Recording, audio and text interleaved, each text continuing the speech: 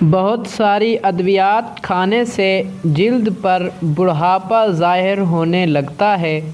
ان کے side effect کے بارے میں آپ کو آگاہ ہونا چاہیے۔ یہ آپ کی قوت مدافعت کو کمزور کرتا ہے، جس سے آپ مزید بیماریوں کا شکار ہوتے ہیں۔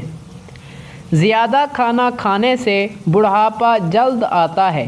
کھانے کی مقدار کو 50% یا اس سے زیادہ کم کرنے سے بڑھاپے کے عمل کو کم کرنے میں مدد ملتی ہے۔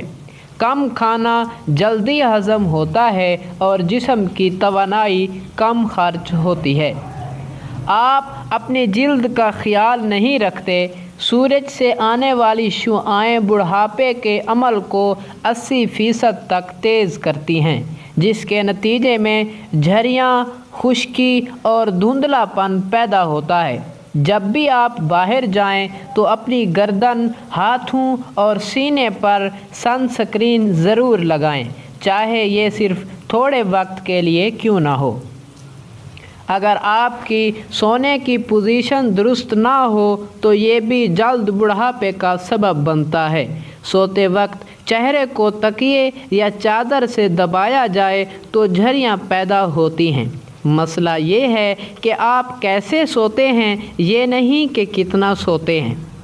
ہر رات آپ اپنے چہرے کی نازک جلد کو لگاتار 8 گھنٹے تک اپنے تکیے پر دباتے ہیں۔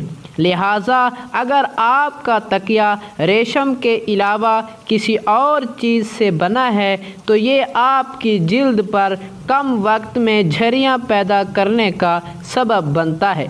ڈاکٹرز کہتے ہیں کہ کپاس سے بنے تکیے جلد کو آسانی سے حرکت دینے اور اپنی قدرتی شکل کو برقرار رکھنے میں مدد دیتے ہیں۔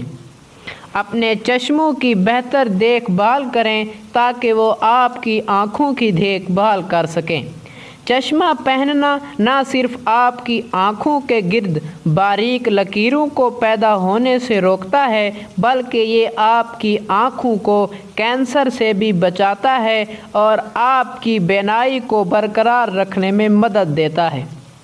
ہم کم عمر نظر آنے کے لیے میک اپ کرتے ہیں، لیکن زیادہ تر یہ ہماری جلد پر عمر بڑھنے کے عمل کو تیز کرتا ہے۔ بہت زیادہ میک اپ کرنے سے جلد کے سوراخ بند ہو جاتے ہیں اور چہرے سے نیچرل آئل ختم ہو جاتا ہے، جو جلد کی حفاظت کرتا ہے۔ یہ دونوں چیزیں جھریاں پیدا کرنے کا سبب بنتی ہیں۔